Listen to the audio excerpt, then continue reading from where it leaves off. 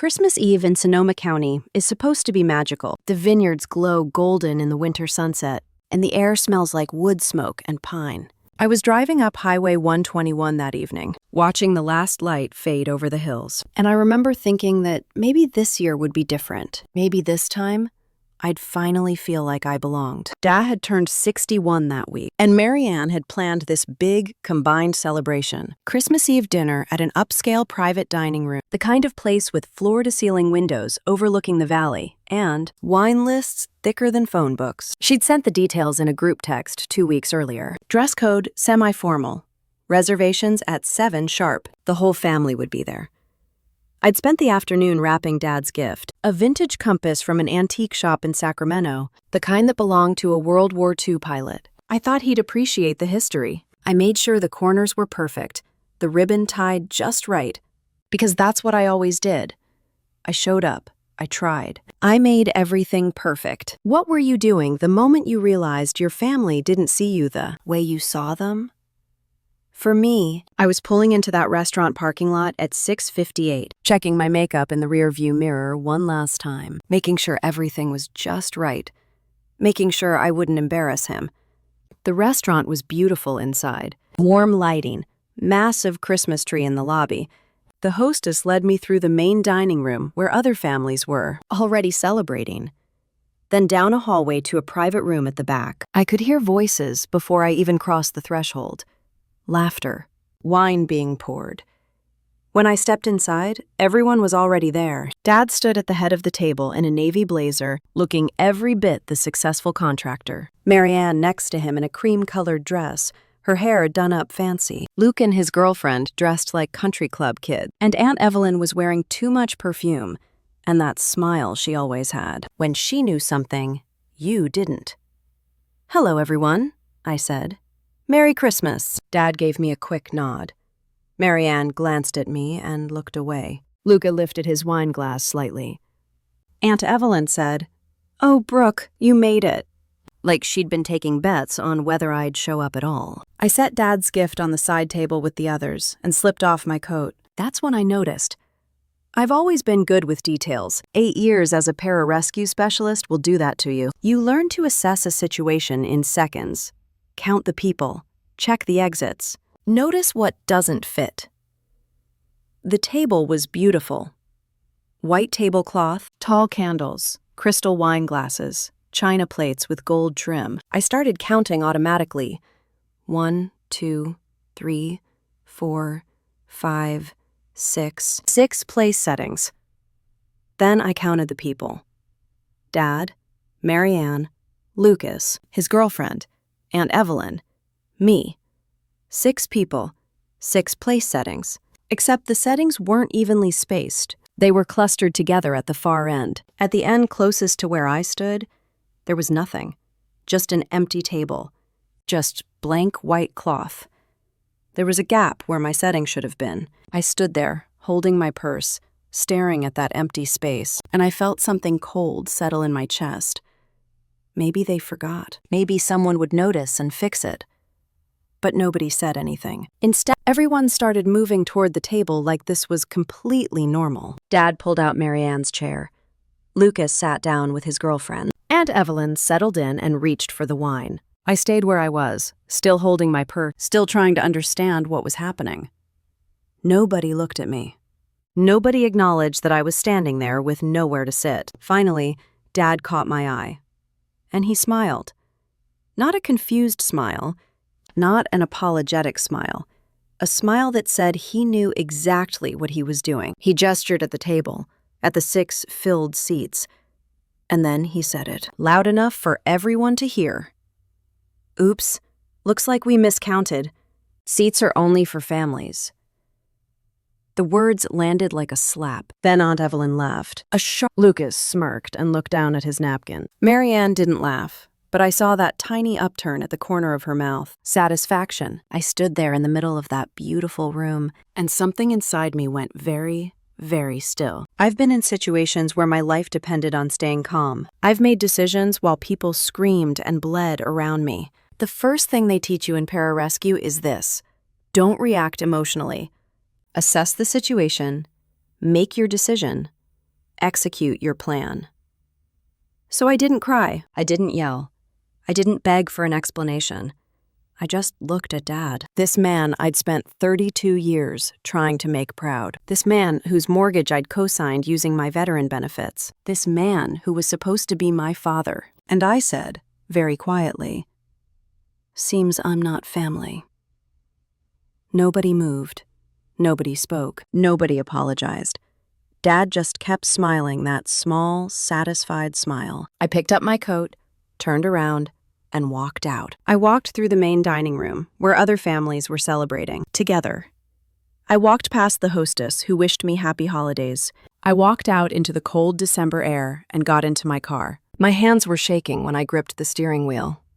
Not from sadness, not from shock, from clarity. I sat there with the engine running and the heater blowing cold air. Through my rearview mirror, I could see the restaurant glowing behind me. I could see the windows of that private room, shadows moving around the table. Dad at the head, holding court. My family. Except I wasn't family anymore. He'd made that very clear. I pulled out my phone. I'd spent 8 years learning how to stay calm when everything was falling apart. How to execute a plan and save people who couldn't save themselves. But I'd also learned something else. Sometimes the most powerful thing you can do is stop saving people who've made it clear they don't want you around. I made 3 phone calls. The first one was to Naomi Pierce at USAA. She answered on the second ring, even though it was Christmas Eve. I kept my voice steady and professional and told her exactly what I needed. The second call was to Grant Wilder, the restaurant's general manager. I looked up his name on their website weeks ago. He was a former Marine Corps. I had a feeling he'd understand. The third call was to Lydia Moore, my attorney. She didn't answer, so I left a voicemail, short and clear. Each call took less than 5 minutes total. When I was done, I set my phone in the cup holder and pulled out of the parking lot. I didn't look back at the restaurant. I didn't cry. I just drove. And 30 minutes later, everything changed. I learned to be strong before I even knew what strength meant. My real mom died when I was 16. Ovarian cancer. It took her 11 months from diagnosis to funeral. I watched her fade away in that hospital bed at home, and Dad didn't handle it well. He threw himself into work, stayed at job sites until 9 or 10 at night, came home smelling like sawdust and exhaustion. So I handled everything else. I took care of Mom's medications. I learned how to change her IV bags. I sat with her when she couldn't sleep and read to her from books she used to, read to me when I was little. After she died, it was just Dad and me in that quiet house. He didn't talk about her, didn't keep photos out, didn't want to deal with the grief, so he just locked it away somewhere I couldn't see. And I learned to do the same thing. I enlisted in the Air Force 2 weeks after my 18th birthday. David didn't love the idea, but I needed to get out. I needed to do something that felt bigger than that empty house and the weight of everything we never said to each other. After basic training, I applied for pararescue. Most people don't know what pararescue is. When I tell them I was in the Air Force, they picture me working on planes or sitting at a desk. They don't picture me jumping out of helicopters or running into combat zones or pulling wounded soldiers out of burning vehicles. Pararescue is special operations. We go in when everyone else is trying to get out. Our motto is that others may live. The training pipeline takes almost 2 years. It's designed to break you. They want to see who can keep going when every part of your body is screaming at you to quit. I remember the water confidence training. They'd tie your hands behind your back and throw you in a pool, and you'd have to stay calm while you sank to the bottom. The first time they did it to me, I thought I was going to drown. My lungs burned. My vision went dark at the edges. Every instinct told me to thrash and fight, but I didn't. I stayed still. I let myself sink. I counted to 10, and then I pushed off the bottom with my feet. When I broke the surface, the instructor just nodded. "Good," he said. "You stayed calm. That's what keeps you alive."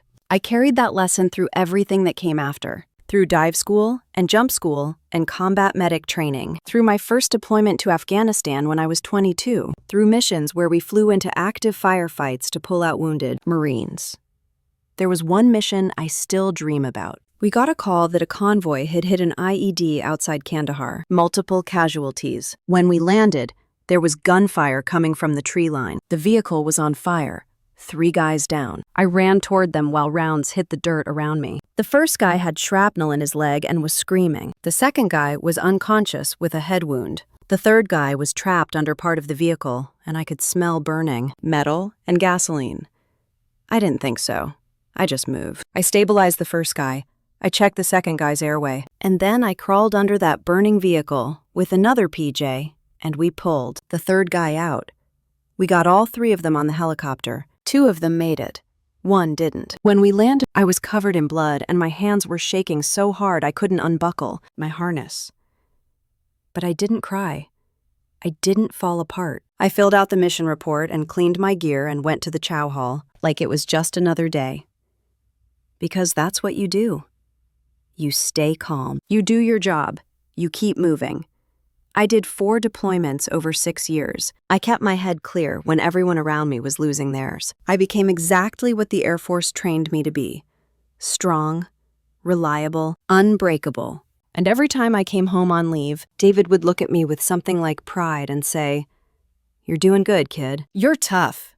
You can handle anything." He said it when I came back from my first deployment and couldn't sleep through the night. He said it when I came back from my second deployment with a shoulder injury that still aches when it rains. He said it when I came back from my third deployment and my best friend didn't come back at all. "You're so strong," he'd say. "You don't need anybody taking care of you." And I believed him. I thought being strong meant I didn't need help. I thought being capable meant I didn't deserve comfort. When I got out after 8 years, I was 26 with no idea who I was outside of the uniform. I got a job doing logistics work. I rented an apartment in Sacramento. I kept everything in my life organized and controlled. Dad had married Marianne by then. She'd been a realtor who sold him an investment property, and they'd hit it off. She brought Lucas with her when she moved in. He was 19, working part-time retail, still figuring out what he wanted to do with his life. Marianne talked about him like he was made of glass. My boy this, my baby that. She worried about him constantly. Nobody worried about me. When I'd visit for holidays, Marianne would ask Lucas if he needed anything. More food, a warmer jacket, help with his car payment. She'd fuss over him, make sure he was comfortable. When she talked to me, it was different. "How's work? You look tired. You should really think about settling down." And Dad would say, "She's fine. She can take care of herself. She's always been the strong one." Like it was a compliment, like it explained why I ate Thanksgiving dinner alone in my apartment. 3 years in a row. I started to notice the pattern. Every time something hard happened, every time I needed support, or just someone to acknowledge that things were difficult, I'd hear the same thing. "You're so strong. You'll get through this. You always do." It became a shield they hid behind, an excuse not to show up for me. When my relationship with another veteran fell apart, David just shrugged and said, "You'll find someone else. You're tough. You don't need anybody." When I had surgery on my shoulder and had to take 3 weeks off work, Marianne sent a text. "Hope you feel better soon." Dad didn't visit. Didn't call, just assumed I'd handle it because that's what I always did. When I told them I was struggling with nightmares and thinking about seeing a therapist, Marianne said, "Oh, honey, you just need to stay busy." And Dad said, "You've been through worse. You'll shake it off." The message was clear. My strength meant I didn't deserve their care. My competence meant I didn't need their love. So I stopped asking for it. I stopped telling them when things were hard. I stopped expecting them to show up. And then, 2 years ago, Dad needed something from me. He wanted to buy a bigger house, something in a better neighborhood, with a view of the vineyards. But he didn't have enough saved for a down payment, and his credit wasn't great. After some business issues during the recession, that's when Marianne suggested using my veteran benefits. VA loans don't require a down payment, and if I co-signed, if I put my name on the mortgage as a guarantor, they could get the house they wanted. Dad called me on a Sunday afternoon. He didn't ask how I was doing. He got right to the point. "I need a favor," he said. Then he explained the situation. He made it sound simple, easy, just a signature on some paperwork. Just me helping out my family. I should have said no. I should have asked questions. I should have protected myself the way I'd been trained to protect others. But I didn't. Because somewhere, deep down, I was still that 16-year-old girl, sitting by her dying mother's bedside, trying so hard to be good enough, strong enough, worthy enough. So I said yes. I signed the papers. I put my name on a mortgage for a house I'd never live in. I used the benefits I'd earned by risking my life in war zones to buy my father and his new family their dream home. And Dad hugged me when the deal closed. He actually hugged me, which he almost never did. And he said, "I'm proud of you, kid. You really came through." For about 5 minutes, I felt like I mattered. Then, the moment passed. They moved into the new house.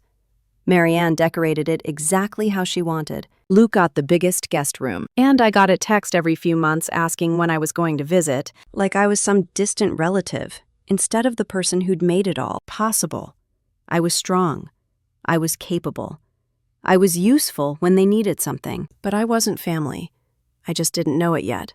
Not really. Not until I stood in that restaurant and counted those seats and heard Father say those words. Seats are only for families. That's when I finally understood. My strength hadn't protected me. It had given them permission to hurt me. And sitting in my car that Christmas Eve, hands still shaking, phone warm in my palm after those 3 careful phone calls, I realized something else. I'd spent my entire adult life saving people. Maybe it was time to save myself. It was spring of 2018 when Dad first mentioned wanting to move. He and Marianne had been married for about a year, and she'd been talking about finding something bigger, something with more space, something that reflected their life together, instead of the house where Dad had lived with my mom all those years ago. I understood that. I really did. The old house had ghosts in it. My mom's garden out back that nobody tended anymore. The kitchen where she used to make Sunday dinners. The bedroom where she died. I couldn't blame Dad for wanting a fresh start. But houses in California aren't cheap, is portrayed not in Sonoma County, where Marianne wanted to be. Close to the winery, good schools, for when Lucas figured out what he wanted to do. The kind of neighborhood where people drove nice cars and had landscaped yards. Dad's business was doing okay, but not great. He'd had some rough years during the recession, and his credit had taken a hit. He had some money saved, but not nearly enough for a 20% down payment on the kind of house Marianne was looking at. That's when she came up with the idea. They invited me over for dinner on a Sunday in April. It was just the 3 of us. Lucas was working that night. Marianne made pot roast and mashed potatoes, and we sat at the old dining table. That used to be my mom's. "We need to talk to you about something," Dad said after we'd finished eating. He had that tone in his voice, the one that meant he was about to ask for something. Marianne jumped in before he could continue. "We've been looking at houses," she said. "There's this beautiful property in Healdsburg. 4 bedrooms, 3 baths, a view of the vineyards. It's perfect for us." "That's great," I said. I was happy for them. I meant it. "The thing is," Dad said, "we're having some trouble with the financing. The down payment is higher than we thought. And with the way my credit is right now, the interest rates they're offering aren't ideal." Marianne reached across the table and put her hand on mine. "That's where you come in, honey. You have those veteran benefits, the VA loan program. We were thinking if you could co-sign with us, we could avoid the down payment entirely and get a much better rate." I pulled my hand back slowly. "You want me to co-sign on your mortgage?" "Just on paper," Marianne said quickly. "You wouldn't have to pay anything. We'd handle all the monthly payments. We just need your name on the loan to qualify for the VA benefits." Dad leaned forward. "It would really help us out, kid. And it's not like it costs you anything, just a signature." I should have said no right then. I should have explained that putting my name on a mortgage wasn't just a signature. It was a legal commitment. It was my credit on the line. It was my benefit being used for someone else's dream. But I looked at Dad sitting there in the house where my mom died, and I thought about how hard the last few years had been for him. And I thought about how maybe this was my chance to be the daughter he could be proud of. Not just the strong one, not just the one who could handle things, but the one who came through when it mattered.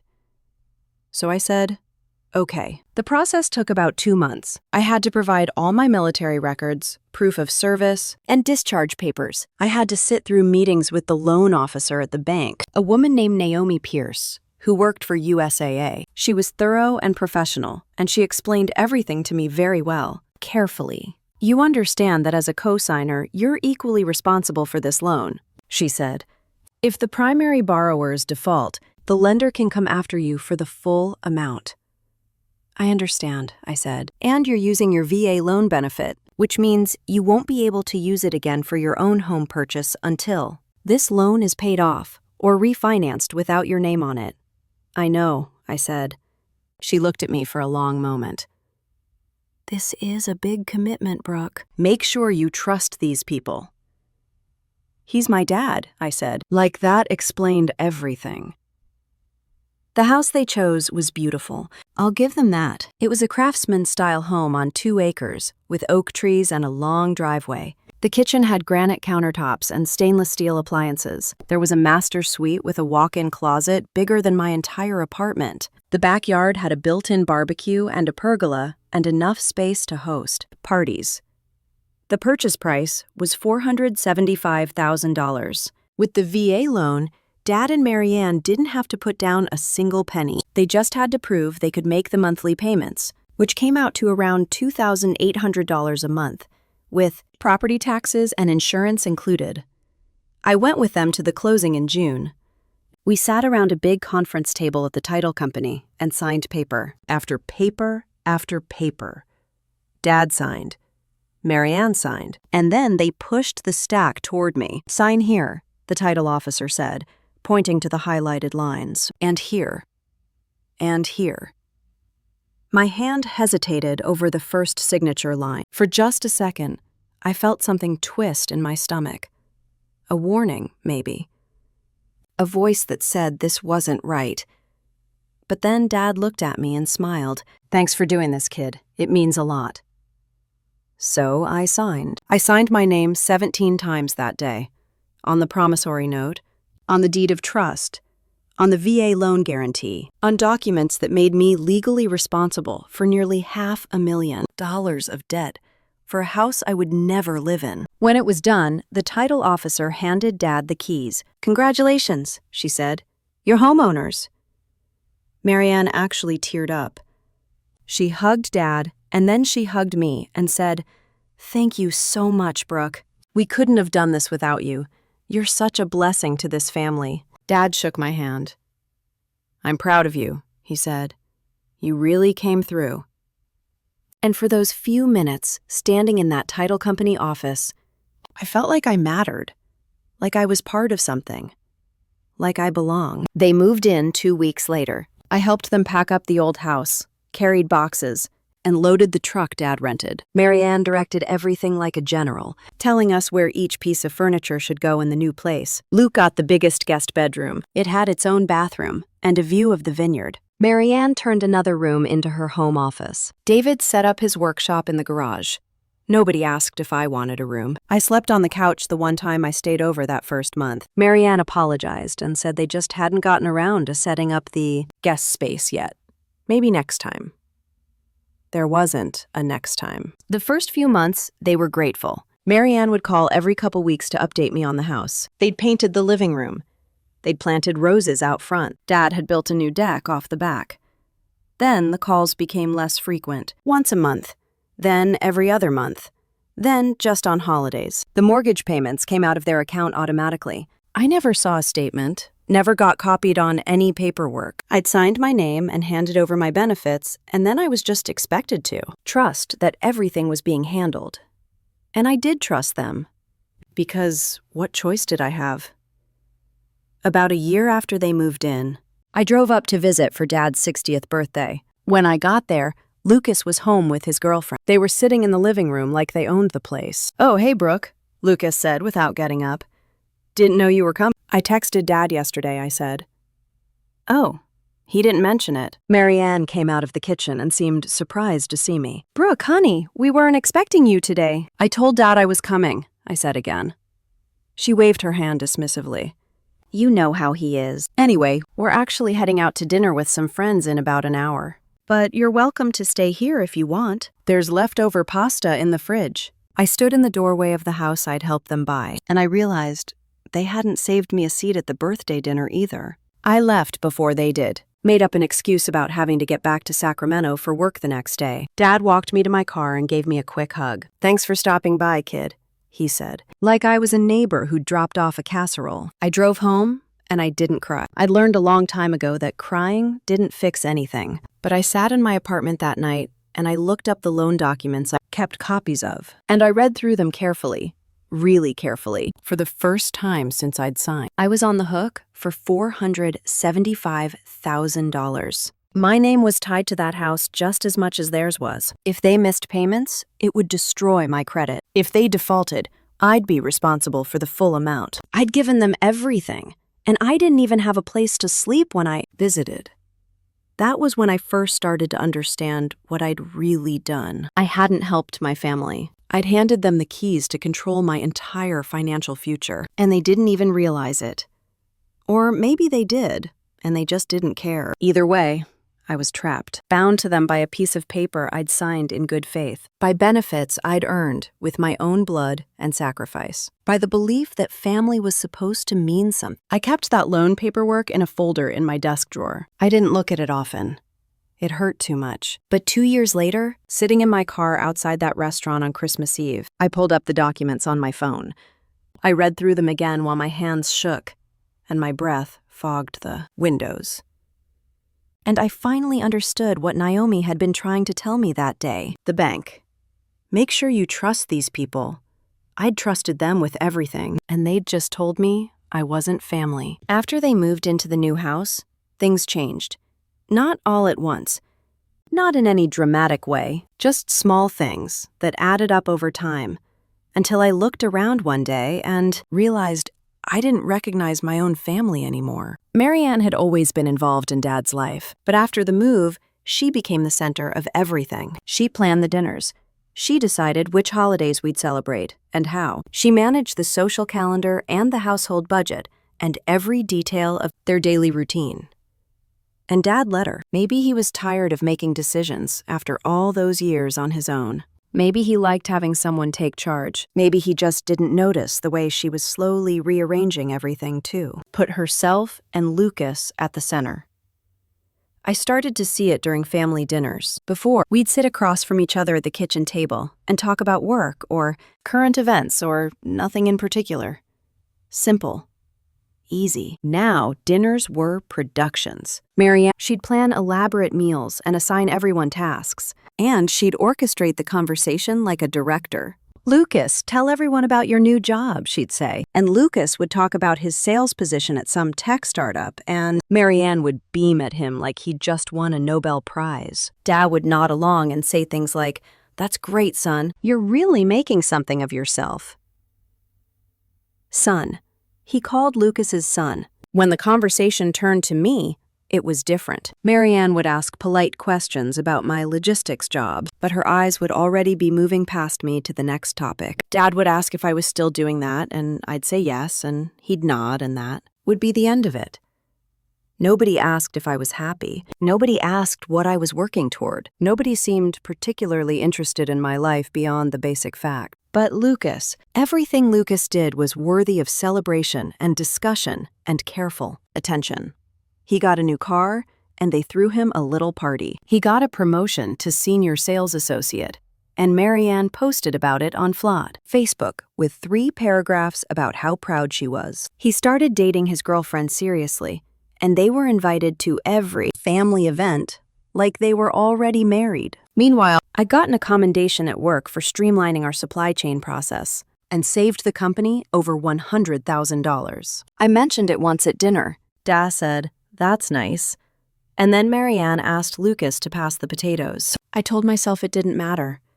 I told myself I didn't need their validation. I was 32 years old, and I'd survived war zones. I didn't need my father to tell me I was doing a good job.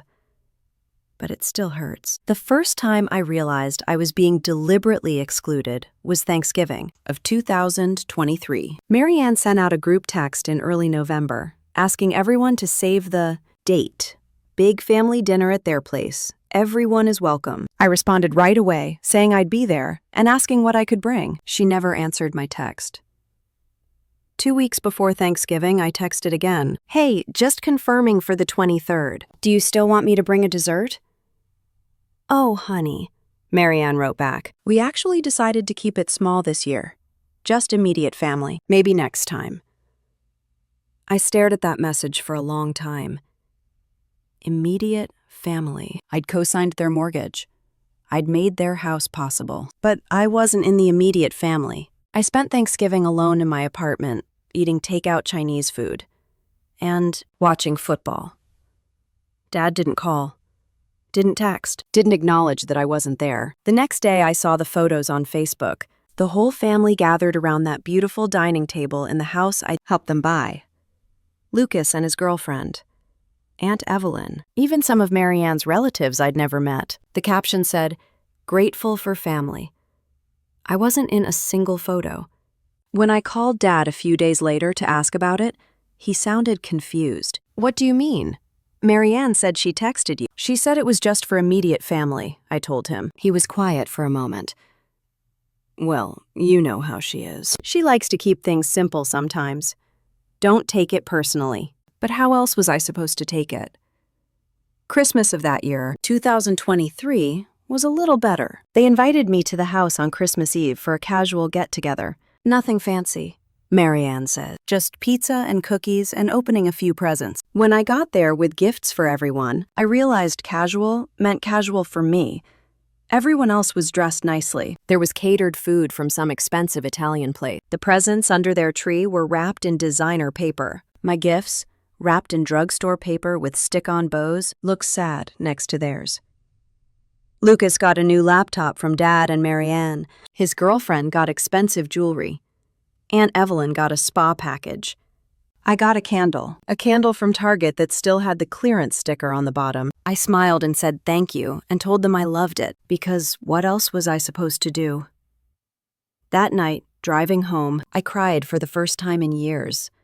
Not big, sobbing cries, just quiet tears that ran down my face while I sat at red lights and pretended everything was fine. By the spring of 2024, the pattern was clear. I was invited to things occasionally, but always as an afterthought, always with the sense that I was an obligation rather than someone they actually wanted around. Lucas, meanwhile, had become the golden child. Everything he did was celebrated. Every milestone was marked. He was the future of the family. The success story, the one who mattered. I heard through Aunt Evelyn that Marianne had been talking about updating their will, making sure Lucas was taken care of, setting up trusts and inheritance plans. I wasn't mentioned. The house that I'd made possible, the house that my name was legally tied to, was going to go to Lucas someday. And nobody thought that was strange. When Dad's 61st birthday came around in early December, Marianne started planning immediately. She wanted something special, something memorable, a celebration that reflected who they were as a family now. She sent out a group text with the details. Christmas Eve dinner at a private dining room in Sonoma. Dress code, semi-formal. She'd made reservations at this beautiful place overlooking the vineyards. Everyone responded and confirmed, she wrote. I need a final head count for the restaurant. I responded within an hour. I'll be there. Can't wait to celebrate Dad. She left me to read. Over the next 2 weeks, I watched the group chat fill up with messages. Lucas confirmed. His girlfriend confirmed. Aunt Evelyn asking about the wine selection. Marianne posting photos of the menu options. Nobody acknowledged my confirmation. 3 days before Christmas, I texted Marianne privately. Hey, just wanted to check in about dinner. Do you need me to bring anything? She responded 6 hours later. No, we're all set. See you there. Something felt off. I couldn't put my finger on it exactly. Just a feeling in my gut that something wasn't right. I called Dad that night. He sounded distracted when he answered. Hey, I just wanted to make sure everything was good for Christmas Eve, I said. Yep, all set. Marianne's got it handled. I hesitated. Adam, is everything okay? With us? And I mean, what are you talking about? I don't know. I just feel like I've been sort of out of the loop lately. He sighed. You're fine, Brooke. You're always reading into things. Marianne's been busy planning this dinner, and you know how she gets when she's stressed. Just show up and everything will be fine. Okay, I said quietly. I gotta go, kid. Got an early morning tomorrow. He hung up before I could say anything else. I sat there holding my phone. And I felt it again, that twist in my stomach. That voice saying something was wrong, but I pushed it down. I told myself I was being paranoid. I told myself that Dad would never deliberately hurt me, that whatever was happening, there had to be an explanation. "That's my dad," I whispered to the empty apartment. "He wouldn't do this." Christmas Eve arrived cold and clear. I spent the afternoon getting ready. I picked out my black dress carefully. I did my makeup. I wrapped Dad's gift with extra care. I told myself everything would be fine. This was a family celebration, a chance to come together, a chance to feel like I belonged again. I drove up to Sonoma watching the sunset and thinking about how beautiful everything looked, how perfect the evening was going to be. I had no idea I was driving toward the worst moment of my life. I had no idea that in a few hours, I'd be standing in that private dining room, counting chairs and realizing there was no place for me. I had no idea that Dad had already decided I wasn't family anymore. But somewhere, deep down, underneath all my hope and denial, I think part of me knew. That's why my hands were shaking when I pulled into the parking lot. That's why I checked my reflection 3 times before walking inside. That's why I'd wrapped that gift so carefully and chosen my words so precisely and tried so hard to be perfect. Because I was still trying to earn a place at a table I'd already been removed from.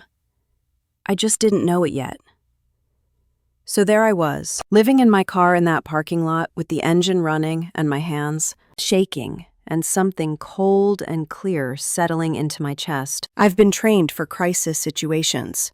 That's what pararescue does. They teach you to override your emotions and think tactically, assess the situation, identify your resources, execute your plan. And sitting there in the dark with the restaurant glowing behind me and Christmas music playing faintly from somewhere nearby, my training kicked in. I wasn't angry, not in the hot, messy way that makes you do stupid things. I was calm, focused, clear-headed in a way I hadn't been in years. Dad had made his choice. He'd stood up in front of the whole family and told me I wasn't one of them. He'd used my benefits to buy a house and then literally removed my seat from the table. Fine. If I wasn't family, then I didn't owe them family loyalty anymore. I pulled out my phone. It was 7:23 in the evening on Christmas Eve. Most businesses were closed. Most people were home with their families. But I knew exactly who would answer. I scrolled through my contacts and found Naomi Pierce. She was the VA loan specialist at USAA who'd handled the paperwork when I co-signed for Dad's house. We'd stayed in touch over the years. She'd helped me with my own banking and insurance. And I knew from our conversations that she worked odd hours, and she understood. Military people. I pressed the call. She answered on the second ring. "Brooke, is everything okay?" Her voice was professional, but concerned. It was Christmas Eve, and I was calling her personal cell. "Hi, Naomi. I'm sorry to bother you on a holiday, but I need to talk to you about the VA loan I co-signed back in 2018. There was a pause. "The Halston property?" "Yes. What's going on?" I took a breath. I need to know what my options are for removing myself from the loan or adjusting the authorization. Another pause. Longer this time. "Are you somewhere safe? Do you need immediate assistance?" "I'm fine," I said. "I'm just sitting in my car. But something happened tonight, and I need to understand my legal position." "Okay." She shifted into professional mode. "Talk me through what you're thinking." "The loan is in my name as a guarantor using my VA benefits," I said. "That means I have certain rights regarding the account, correct?" "Correct. You're listed as a co-borrower with full access to the loan account. You can view statements, you can make payments, and you can request changes to authorized users or payment methods." "What about credit cards? If I'm an authorized user on their accounts, can I remove myself?" "Absolutely. If you're listed as an authorized user, you can contact the credit card company and have yourself removed at any time. No permission needed from the primary cardholder. And if I'm the one who authorized certain charges, I can revoke that authorization?" Naomi was quiet for a moment. "Brooke, what exactly are we talking about here?" I stared at the restaurant in my rear-view mirror.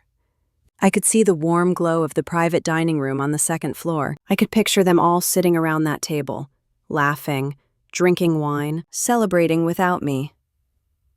I'm talking about protecting myself, I said quietly. I'm talking about stopping the protection of people who just made it very clear they don't consider me family.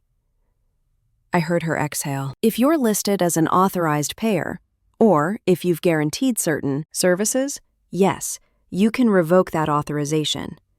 It's your legal right. But Brooke, whatever you're planning, make sure it's what you really want. These kinds of actions have consequences.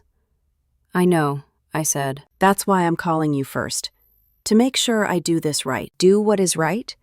Remove my financial support from people who just removed me from their family. Naomi was quiet for a long moment. Then she said, Okay, let's talk about your options. We spent the next 8 minutes going through everything. She explained that as a co-borrower, I couldn't just remove myself from the mortgage without refinancing, but I could request audits. I could flag concerns about payment capability. I could make it much harder for them to refinance without my cooperation. More importantly, she explained what I could do immediately. Any accounts where I was listed as an authorized user or guarantor, I could remove myself. Any services I'd set up on my credit cards for their benefit, I could cancel. This won't damage your credit, she said. You're just protecting your own financial interests. But it will impact their immediate access to certain funds and services. That's what I want, I said. She sighed. Merry Christmas, Brooke. I hope whatever happened tonight, you find some peace. Thank you, Naomi. I hung up and immediately pulled up my credit card accounts on my phone. I had 2 cards through USAA. One personal, one for emergencies. A few months after Dad and Marianne bought the house, she'd asked if she could be added as an authorized user on my emergency card, just in case something happens with the house and we need immediate access to funds. I'd said yes because that's what you do for your family. I logged into the account. I want to manage authorized user, found Marianne's name, and removed her with 3 taps. Authorization revoked effective immediately. Next, I checked my recent transactions. There it was. A charge from 2 days ago. The restaurant. David had made the reservation on my card because Marianne said their cards were maxed out from Christmas shopping and they'd pay me back. They'd charged the entire deposit for tonight's dinner to my account, $750. I called the credit card fraud line. It rang twice before a representative answered. USAA Fraud Prevention. How can I help you? Hi, I need to report an unauthorized charge and change the primary payment method on a reservation. I can help you with that. Can I have your account number? I gave her the information. She pulled up my account and I heard her typing. I see a charge here from 2 days ago for $750 to a restaurant in Sonoma County. Is that the charge in question?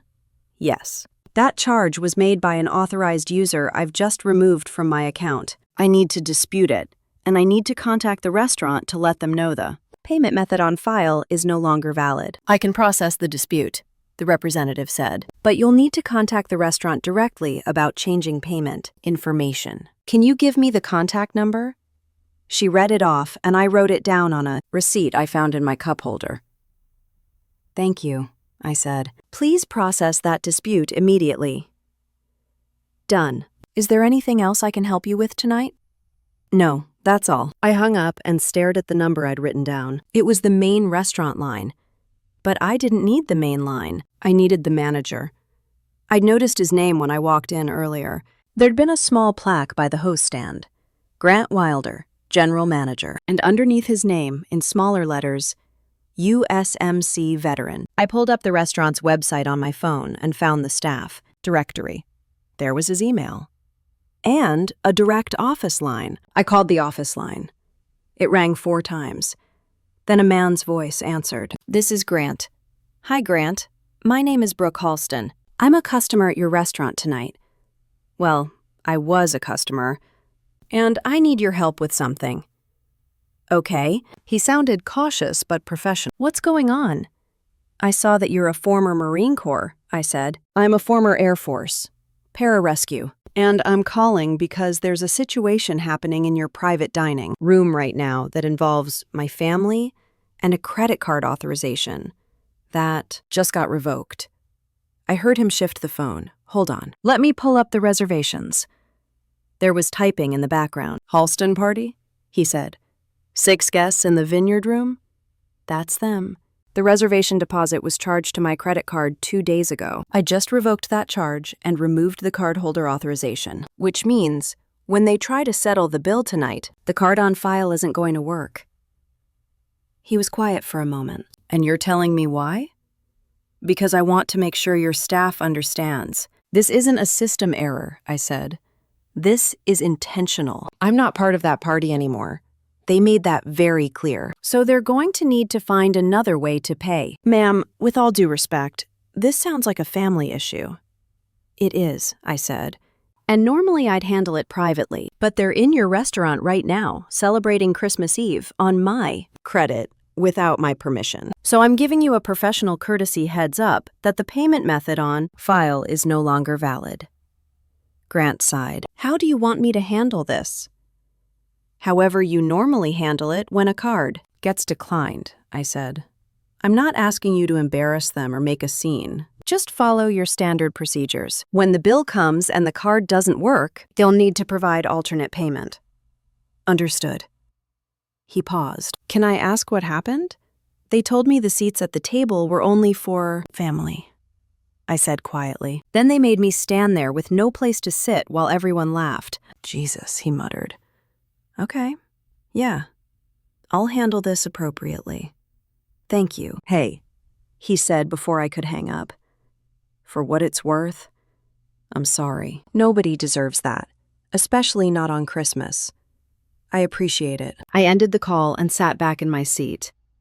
2 phone calls, maybe 10 minutes total, and I'd just removed the safety net I'd been providing for years. My hands had stopped shaking.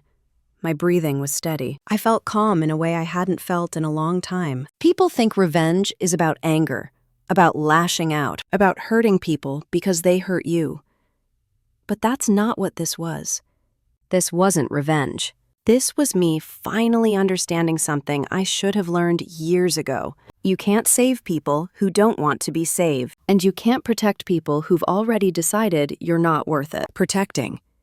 For 8 years, I'd jumped out of helicopters to rescue strangers. I put my life on the line for people I didn't know. I'd earned the right to use my benefits to build a life for myself. Instead, I'd given those benefits away to people who used them and then threw me away. Not anymore.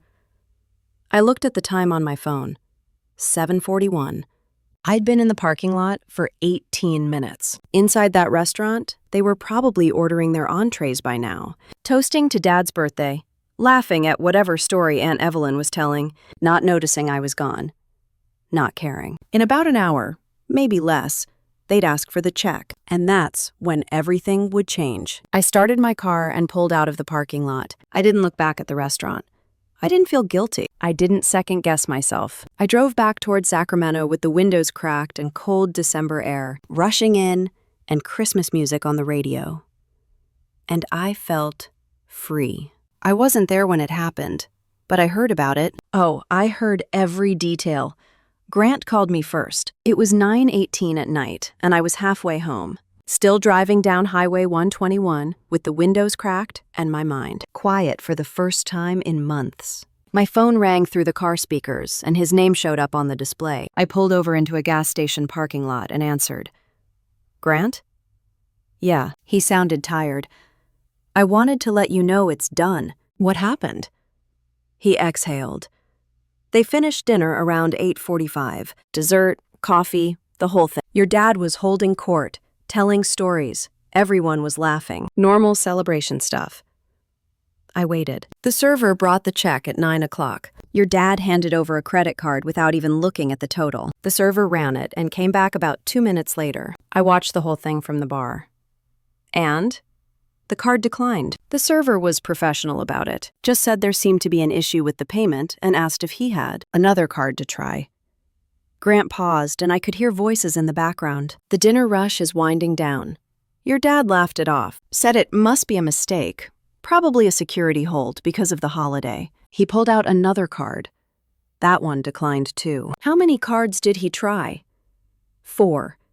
And that's when it stopped being funny. I sat there in the gas station parking lot with the engine idling and tried to picture it. Dad's face when the first card didn't work, then the second, then the third. The family started getting uncomfortable, Grant continued. The stepmom, she was trying to smile, but I could see her getting pale. She kept whispering to your dad. The other people at the table started checking their phones and not making eye contact. What did Dad do? He asked to speak to me, so I went over and introduced myself. He was trying to be calm, but I could tell he was rattled. He said there must be something wrong with our card reader, that his credit was excellent and all his accounts were in good standing. What did you tell him?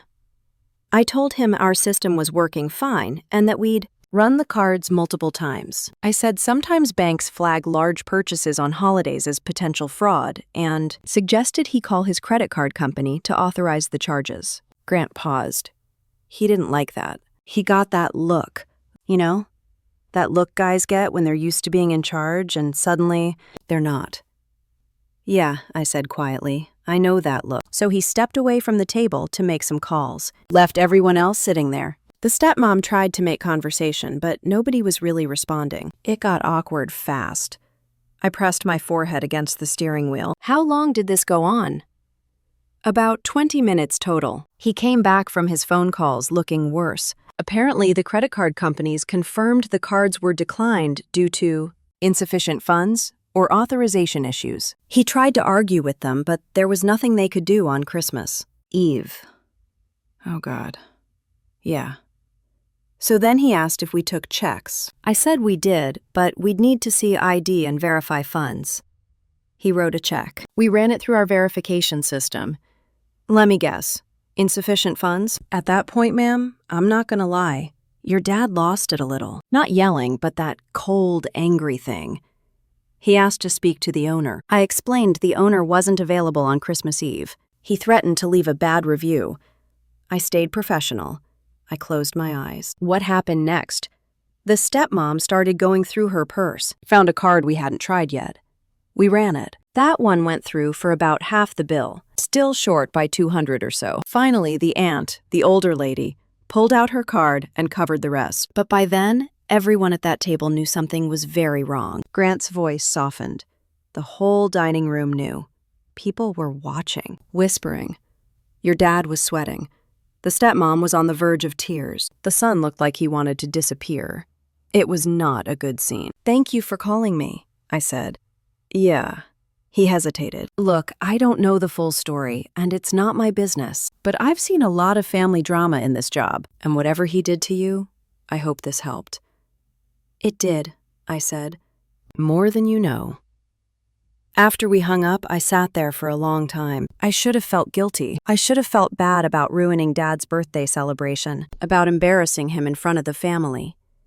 But I didn't. All I felt was tired and relieved. And something else I couldn't quite name. The texts started coming in around 9:30. The first one was from Marianne. Brooke, we need to talk. Call me immediately. I deleted it without responding. 5 minutes later, another one. This is serious. Your father's cards aren't working, and we don't understand what's happening. We need you to explain what you did. I stared at that one for a moment. We need you to explain. Now we're worried about you. Not okay. Just accusations and demands. I deleted that one too. Then Lucas texted, Dude, what the hell? You really screwed up tonight. Dad's pissed. I almost laughed. Dude. He'd never called me that before. Never texted me at all unless Marianne made him. Now suddenly I was a dude and he was mad on Dad's behalf. Delete. Aunt Evelyn was next. I always knew you were selfish, but this is a new low. Your father gave you everything, and this is how you repay him? You should be ashamed. That one stung a little, not because she was right, but because I realized she actually believed it. She actually thought Dad had given me everything. She had no idea what I'd given up for him. Delete. The calls started after that. Marianne first. I let it go to voicemail. She left a 2-minute message that I could hear was recorded in the car. Her voice was high and stressed, and I could hear Dad in the background saying something I couldn't make out. I don't know what you think you're accomplishing, but you've humiliated yourself. Father on his birthday, in front of his entire family. His credit cards aren't working. The bank is saying something about authorization changes, and you're the only one with access to those accounts. You need to fix this right now. Call me back immediately. I didn't. Dad called 3 times in a row. I watched his name flash on my screen and I felt nothing. No guilt, no fear, no desperate need to answer and fix things and make it all okay. Just nothing. On the 3rd call, he left a voicemail. His voice was tight, controlled, but I could hear the anger underneath. Brooke, I don't know what you did tonight, but you need to undo it. I've got the credit card companies telling me that authorized users have been removed and payment methods have been changed. That's you. You're the only one who could have done that. I don't know why you left dinner early, and frankly, I don't care. But you don't get to sabotage me because your feelings are hurt. Call me back and fix this. Tonight. I saved that voicemail. I don't know why. Maybe because I wanted proof. Maybe because someday I'd need to remember exactly how he sounded when his control slipped, and he realized I wasn't going to save him anymore. By 10 o'clock, my phone had 17 missed calls and 23 text messages. I turned it off. I stopped at a drive-thru and got a burger and fries, sat in the parking lot and ate slowly while Christmas music played through the restaurant's outdoor speakers. The food was mediocre, and the parking lot was mostly empty. And it was one of the most peaceful meals I'd had in years. When I got home to my apartment in Sacramento, it was almost 11. I turned my phone back on just long enough to check if there were any emergencies, any real problems, anything that actually mattered. There weren't. Just more texts demanding I call back. More voicemails with varying degrees of anger and guilt tripping. More attempts to make me feel responsible for the consequences of my own boundaries. I took a shower, put on comfortable clothes, made a cup of tea, sat on my couch in the dark with just the Christmas tree lights I'd put up in the corner. My phone buzzed one more time. I almost didn't look, but I did. It was from Dad. Sent at 11:42. I know you're getting these messages. I know you're ignoring us. Fine, but you need to understand something. What you did tonight has consequences. Real consequences. We'll talk about this after Christmas, but trust me, this conversation is happening. You don't just get to walk away. I read it twice, and then I realized something. He still didn't understand, even after everything. Even after standing there and telling me I wasn't family, even after I removed myself from the financial support I'd been providing for years, he still thought he had power over me. He still thought I owed him something. He still thought I'd come back. I typed out a response. Keep it simple. The conversation already happened. You made it very clear tonight that I'm not family. So I stopped acting like I was. That's all. I hit send before I could second-guess myself. 3 dots appeared immediately. He was typing. Then they disappeared. Then they appeared again. Finally, a message came through. You're overreacting. It was a joke. There wasn't enough space at the table, so Marianne had to make adjustments. Don't be so sensitive. A joke. 2 years of being pushed aside. 2 Thanksgivings alone. A Christmas spent unwrapping a clearance candle, while Lucas got a laptop. Being removed from family decisions and treated like an obligation. And the moment it mattered, the moment I was literally left without a seat, it was a joke. I started typing a long response. Everything I'd wanted to say for years. How I'd felt. What I'd sacrificed. Why does it hurt? Then I deleted it all. Because he didn't deserve my explanation. He didn't deserve my pain laid out neatly for him to dismiss or minimize or turn back on me. Instead, I wrote one sentence. I'm not laughing. I turned my phone off completely after that, plugged it in across the room so I wouldn't be tempted to check it, and I sat there in the dark with my tea and my Christmas tree lights and the silence that felt like freedom. Somewhere in Sonoma, David was probably still trying to figure out what had gone wrong, still trying to regain control of a situation that had already slipped through his fingers, still believing that eventually I'd apologize and fix everything and go back to being the strong, reliable, convenient daughter who asked for nothing and gave him everything. But that wasn't going to happen, because for the first time in my entire life, I'd done something he couldn't dismiss or ignore or explain away. I'd let him face the consequences of his own choices. And I'd walked away. I found out later what happened after they left the restaurant. Aunt Evelyn told me, actually, months afterward, when she finally called to apologize. She described it in detail, almost like she needed me to know, like she needed to confess. They'd arranged for a car service to pick them up at 9:30. Some luxury sedan Marianne had booked weeks in advance, part of the whole perfect Christmas Eve plan. But by the time they settled the bill and gathered their coats and walked outside into the cold December air, it was after 10. And the car was gone. God called the service. Got a recording saying their offices were closed for the holiday? He tried the driver's cell number that Marianne had saved. Straight to voicemail. Turns out I'd canceled that, too. I'd forgotten I'd even set it up. Marianne had asked me 6 months earlier if she could book services through my premium membership account because it got better rates. I'd said yes because that's what I always did. I'd called them from the parking lot and removed the authorization while Dad was still reading the menu. So there they stood, 6 people in semi-formal clothing outside a restaurant in Sonoma County on Christmas Eve with no ride home. Aunt Evelyn said Marianne started crying. Not big dramatic sobs, just quiet tears running down her face while she scrolled through her phone, trying to find an Uber or Lyft. But it was Christmas Eve in wine country. Every driver was booked or off-duty or charging surge prices that made Dad's jaw clench. Lucas offered to call a regular taxi. Dad snapped at him that taxis don't just wait around in Sonoma on Christmas Eve.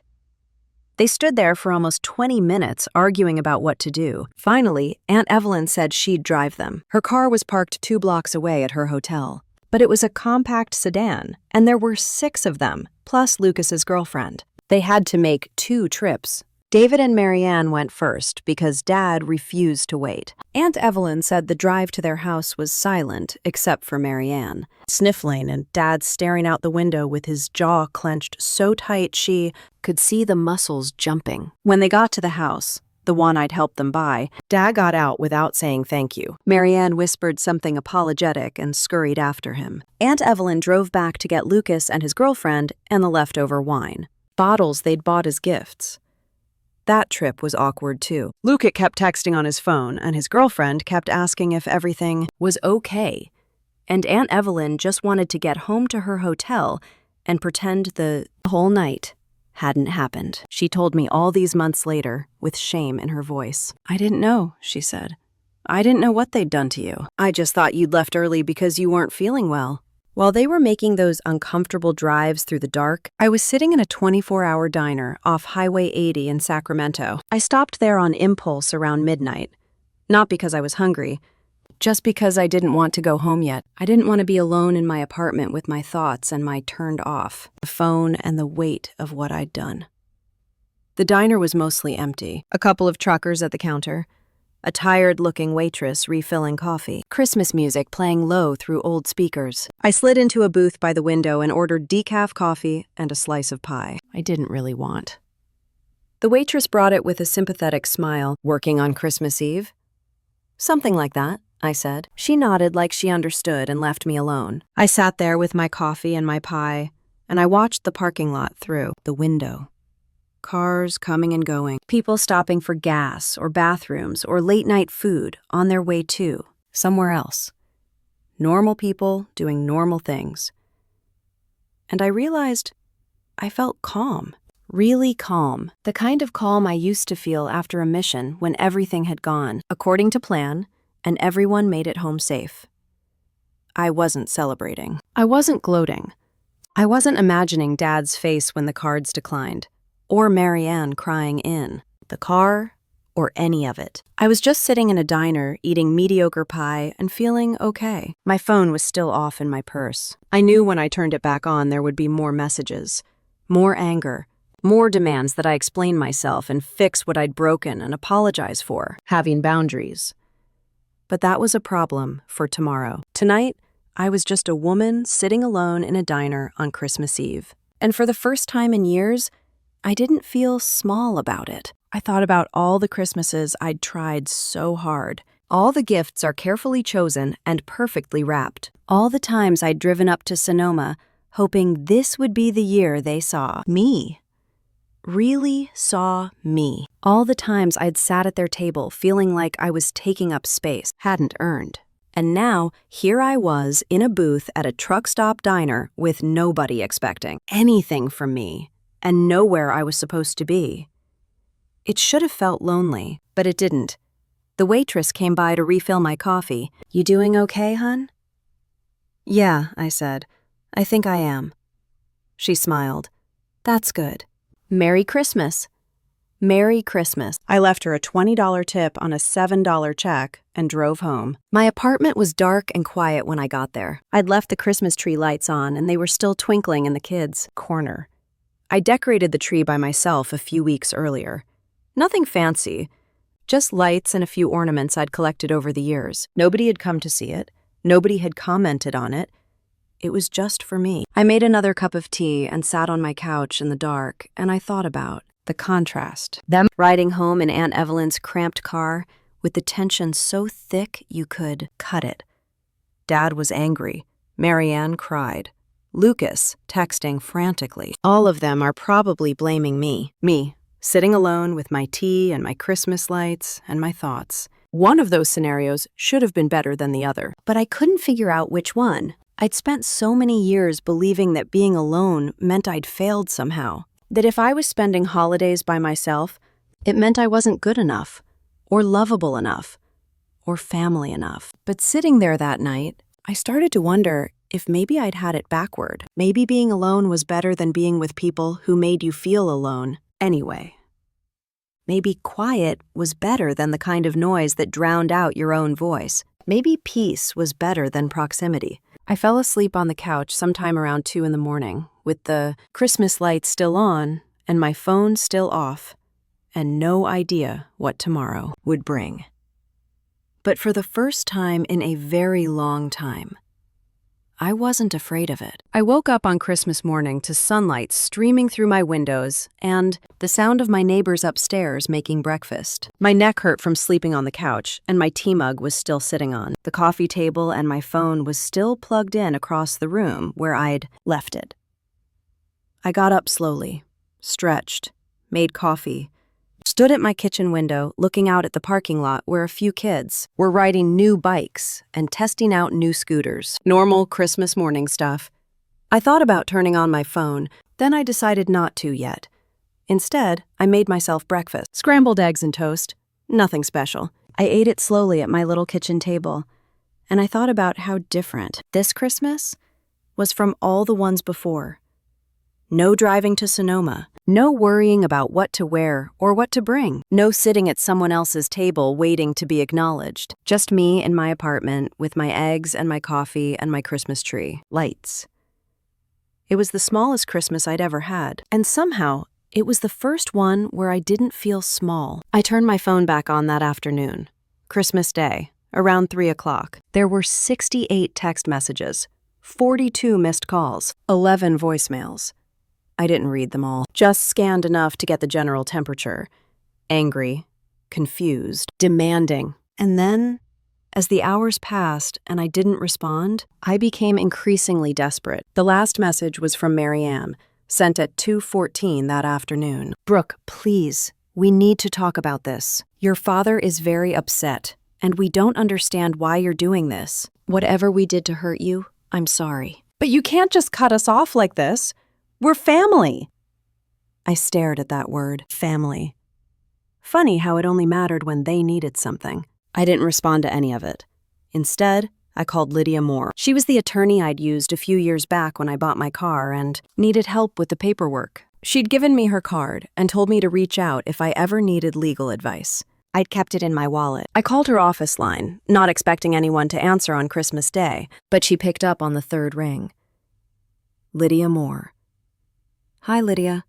This is Brooke Halston. We worked together a few years ago on a vehicle purchase." "Brooke, yes, I remember. What can I do for you?" "I need to talk to you about a VA loan I co-signed and some family issues that have come up. I know it's Christmas, and I can wait until after the holiday if you need me to." She was quiet for a moment. "Are you safe? Is this an emergency?" "I'm safe. It's not an emergency exactly, but I think I need legal representation going forward." "Okay, can you give me the short version?" I told her.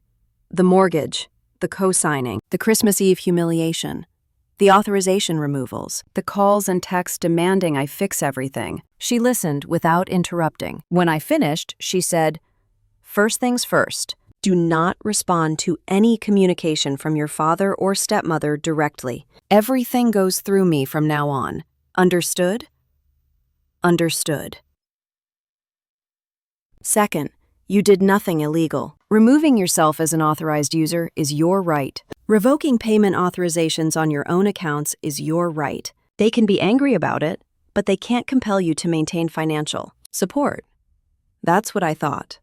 But I wanted to make sure. Third, we need to talk about that mortgage. You're still on the loan as a co-borrower, which means you're still liable if they default.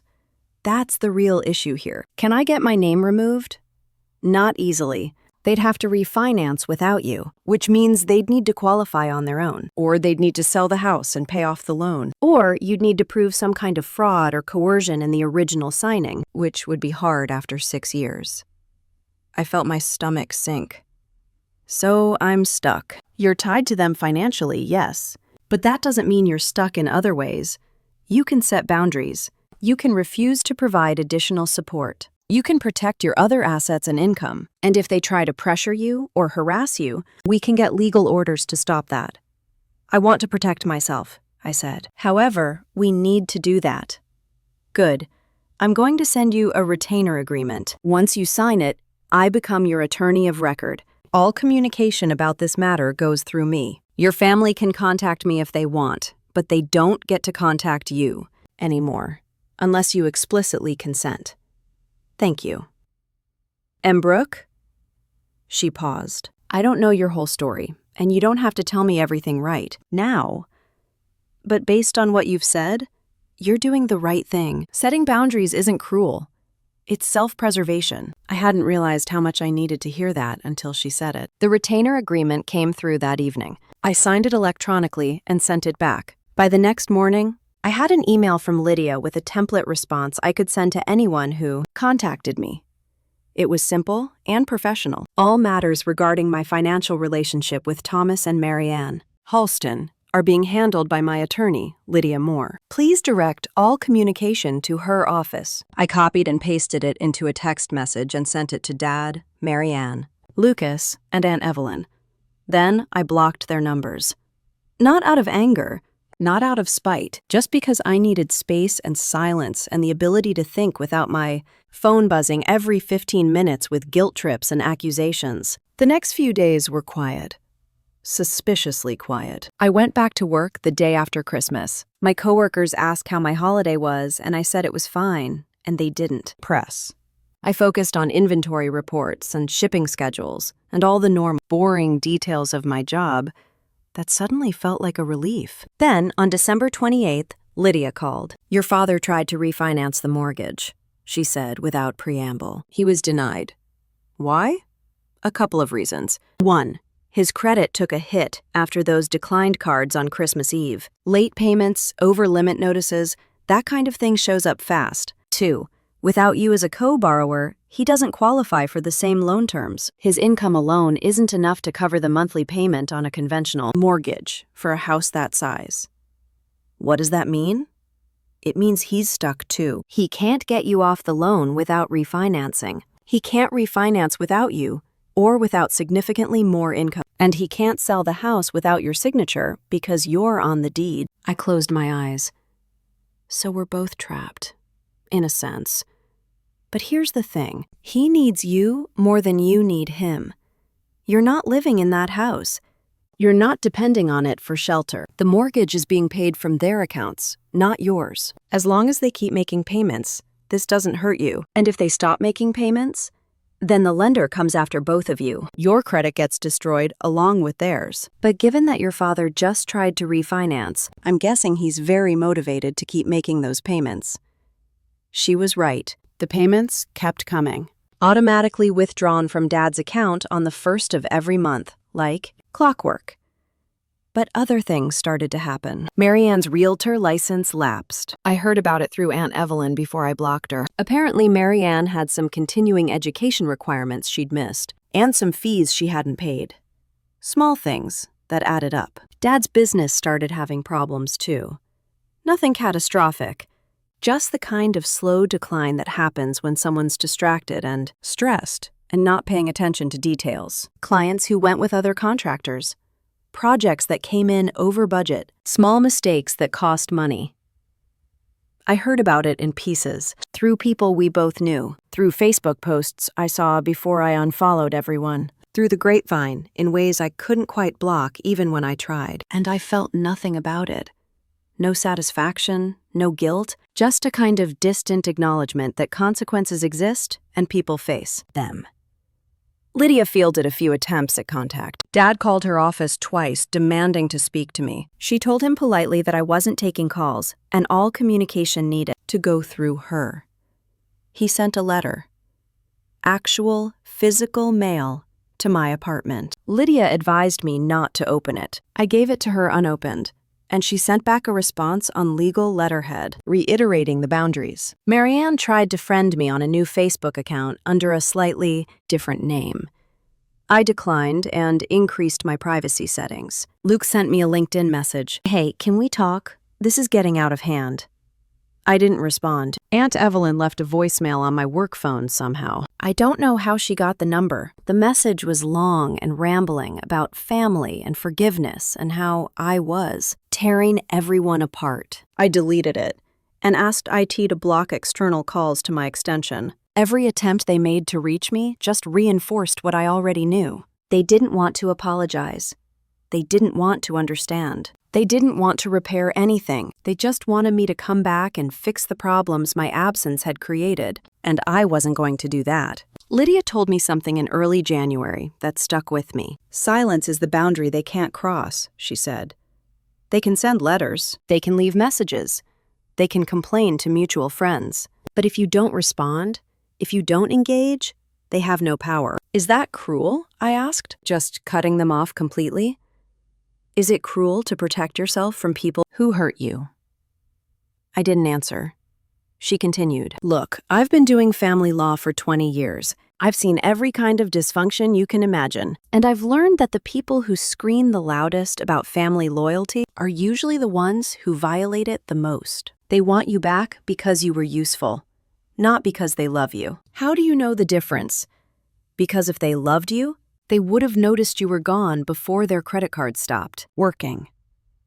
That hit harder than I expected. I sat with that for a long time after we hung up. All those years I'd spent trying to prove I was worth loving, worth keeping, worth a seat at the table. And they'd only noticed I was valuable when I stopped giving them access to my value.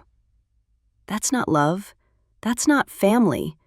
That's just used. And I was done being used. By mid-January, the calls and messages had mostly stopped. Either they'd given up, or Lydia had scared them off, or they'd just moved on to their next crisis. I didn't know which, and I didn't ask. I went to work. I came home. I went to the gym. I read books. I watched shows. I lived my small, quiet life.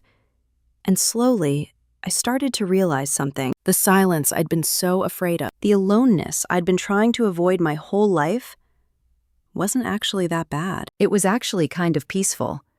Nobody demands anything. Nobody makes me feel small. Nobody uses my strength as an excuse to ignore my needs.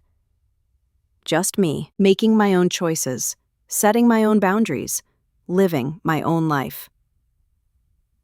For the first time in 32 years, I wasn't trying to earn love from people who'd already decided I wasn't worth it. I was just being. And that was enough. But even with all that peace, even with all that clarity, there were still nights I lay awake wondering if I'd gone too far. It happened about 3 weeks after Christmas. I was lying in bed staring at the ceiling, and my mind kept going back to that restaurant. To Dad's face when I said I wasn't family, to the calls I'd made from the parking lot, to the choice I'd made to pull the rug out from under him on his birthday. Had I been cruel? Had I overreacted? Had I ruined Christmas for everyone because my feelings were hurt? The doubts crept in like water under a door, slow at first, then overwhelming. I got up and made tea I didn't drink, sat on my couch in the dark. I turned these questions over and over in my mind. Maybe I should have just left quietly and dealt with it later. Maybe I should have confronted him privately instead of pulling the financial support right then and there. Maybe I should have given him a chance to explain or apologize. Maybe I was the one in the wrong. I picked up my phone. It was 2 a.m, but I almost called Lydia anyway. I almost asked her if what I'd done was legally okay but morally questionable. Almost asked her if protecting yourself counted as revenge. But I didn't call. Instead, I sat there with my phone in my hand and I made myself remember. Not the sanitized version. Not the version where I was overreacting or being too sensitive or reading too much into things. The real version. I closed my eyes and put myself back in that private dining room. I saw the table again, the white cloth, the candles. The 6 place settings are arranged carefully at one end. I saw myself walking in, smiling, trying to belong. I saw myself counting the chairs and realizing there wasn't one for me. I felt it again. That moment of confusion. That split second where I thought maybe it was a mistake. Maybe someone would notice. Maybe someone will fix it. And then Dad's voice, clear as anything. Seats are only for families. Not said in private. Not whispered as an explanation. Said out loud for everyone to hear. And the laughter.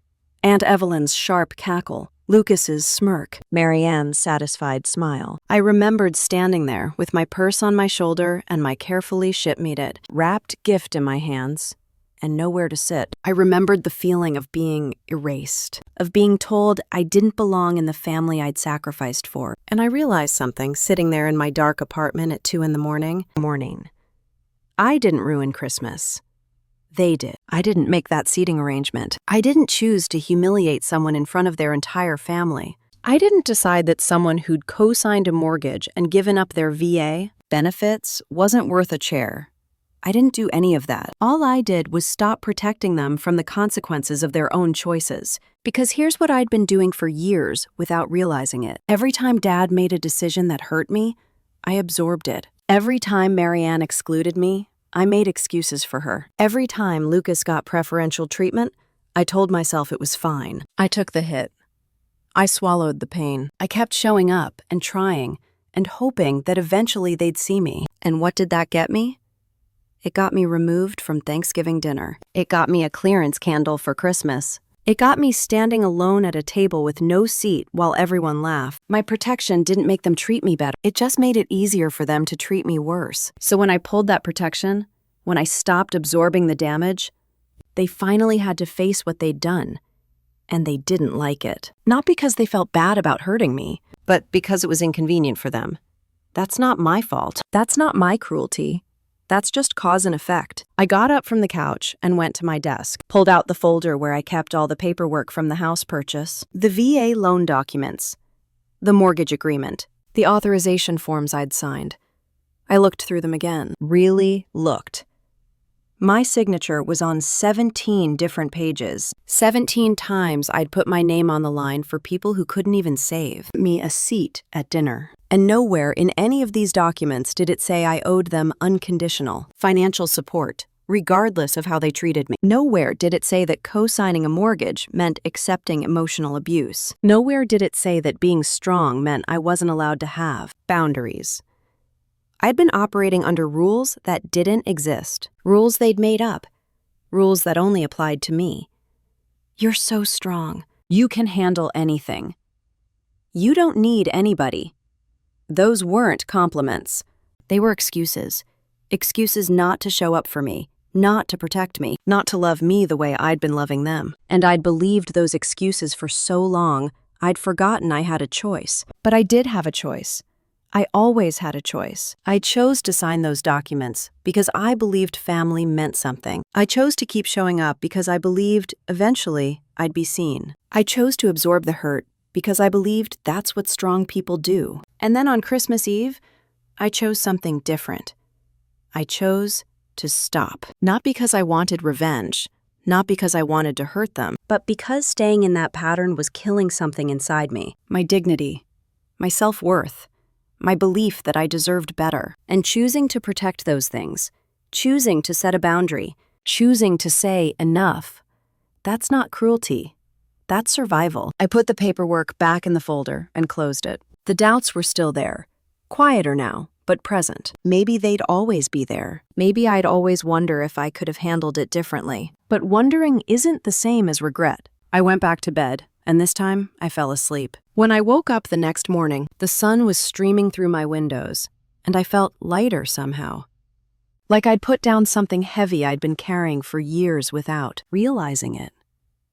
The doubt would come back sometimes. I knew that.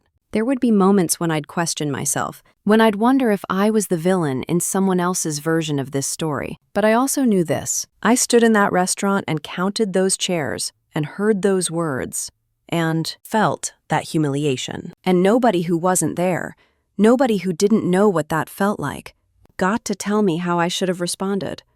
Not Dad, not Marianne, not Aunt Evelyn or Lucas or anyone else who thought I should have just smiled and taken it and kept being the convenient daughter who asked for nothing and gave them everything. I didn't owe them that. I didn't owe anyone that. And if choosing to protect myself meant their Christmas got ruined, well, maybe they should have thought about that before they decided I wasn't worth a seat at their table. I made coffee and sat at my kitchen table and looked out the window on a January morning.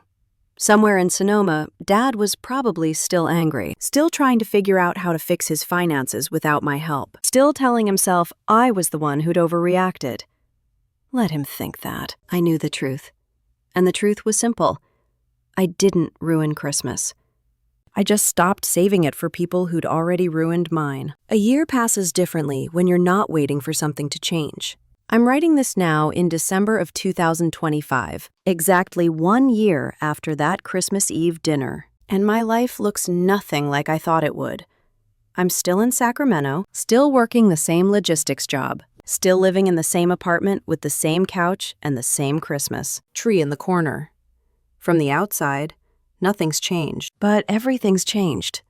I started therapy in February, found a woman named Dr. Patricia Chen, who specializes in family trauma and military veterans. I was resistant at first. I'd spent so many years being the strong one that admitting I needed help felt like failure. But Dr. Chen told me something in our first session that stuck with me. Strength isn't about never needing support. It's about knowing when to ask for it. So I asked. We talked about Mom dying when I was 16 and how I'd learned to take care of everyone except myself. We talked about the military and how the skills that kept me alive in combat also kept me isolated in civilian life. We talked about Dad and Marianne and that empty chair and all the years I spent trying to earn love from people who'd already decided I wasn't worth it. Slowly, over months, I started to heal. I reconnected with some of my military friends, people I'd served with who understood what it meant to be strong and still need somebody. We started meeting once a month for coffee. One of them, Jordan Hale, had been on my team during my second deployment. One afternoon at a coffee shop in Folsom, he brought it up. "You remember telling me to stay calm when the ammunition started cooking off?" he said. "You grabbed my arm and you said, 'We do this together or we don't do it at all.'" I remember. That stuck with me. And I realized after I got out that I'd stopped living that way. I'd started thinking I had to do everything alone. "Me too," I said quietly. Jordan and I started hiking together on weekends. Nothing romantic, just two veterans who understood that sometimes you need someone to walk beside you. Other friendships followed. A woman from my gym invited me to a book club, a neighbor who needed help moving furniture.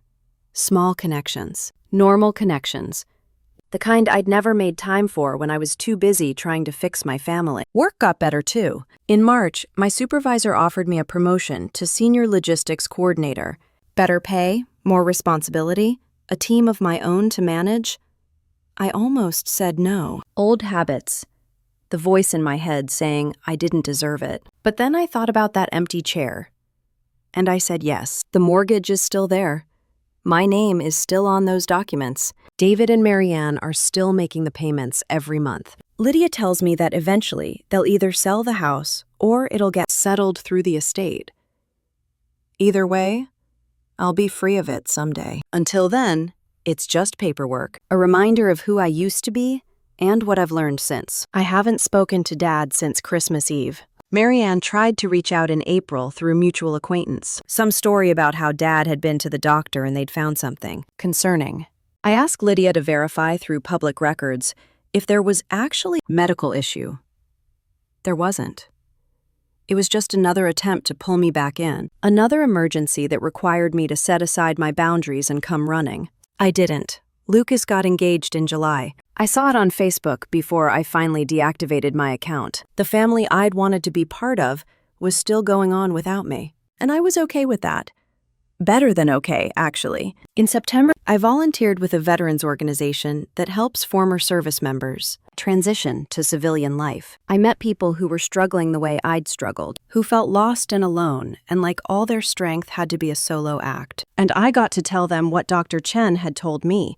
You don't have to do this alone. One woman, a former Army medic named Rachel, broke down crying when I said that. She'd been holding it together for so long that hearing permission to need help just cracked something open. I sat with her while she cried. Didn't try to fix it, just sat there and let her feel what she needed to feel. That's what this year has been. Making room for therapy and friendship and work that matters. And quiet Saturday mornings where I don't have to perform for anyone. For a life that's mine. Christmas is coming again. I can feel it in the air. Last year, I would have been anxious by now, wondering if I'd be invited, wondering how to make myself small enough to fit into spaces that were never meant for me. This year, I'm hosting. Just a small thing. Jordan and a few other veterans. Rachel and her partner. My neighbor who doesn't have family nearby. Maybe 8 or 10 people total. I'm making a simple dinner, nothing fancy. I bought a table that actually fits in my apartment. 8 chairs, real ones, sturdy ones, the kind nobody can take away. And every single person sitting in those chairs will be someone who chose to be there. Someone who sees me, someone who knows that family isn't about blood or obligation. It's about showing up. It's about making space. It's about looking at someone and saying, you belong here. I think about Dad sometimes. Wonder if he ever looks back on that Christmas Eve and realizes what he did. I don't think I'll ever know. And I've made peace with that. Some people go their whole lives without learning that their actions have consequences. Some people never understand that love isn't something you can demand. David might be one of those people, but I'm not responsible for his growth. I'm only responsible for mine. And I've grown. I've learned that being strong doesn't mean being silent. That setting boundaries isn't cruelty. That walking away from people who hurt you isn't the same as giving up on family. I've learned that the people who tell you you're overreacting are usually the ones who don't want to face what they've done. I've learned that silence can be the most powerful response. That you don't owe anyone an explanation for protecting yourself. And I've learned that sometimes the family you're born into isn't the family you're meant to keep. Sometimes you have to build your own table. So here I am. I am 33 years old, living in a small apartment in Sacramento, working a job I'm good at, seeing a therapist, making friends, hosting Christmas dinner for people who actually want me there. My life is small by some standards. I'm not married, I don't have kids, I don't own a house. But I have peace, and I have dignity. And I have a table with 8 chairs where every single seat is meant for someone who matters, including me. That Christmas Eve last year, standing in that restaurant counting chairs and realizing there wasn't one for me, I thought my life was ending. But it wasn't ending.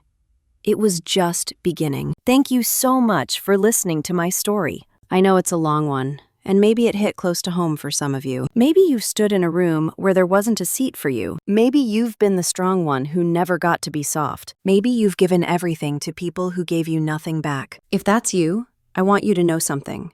You're not alone, and you're not wrong for wanting better. I am so curious to know where you are all listening from. Drop a comment below and let's share our thoughts.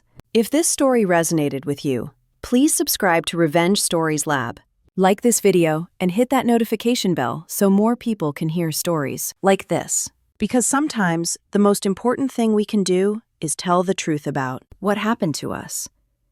Not for revenge, not to hurt anyone, but to remind each other that we deserve better and that it's never too late to build your own table.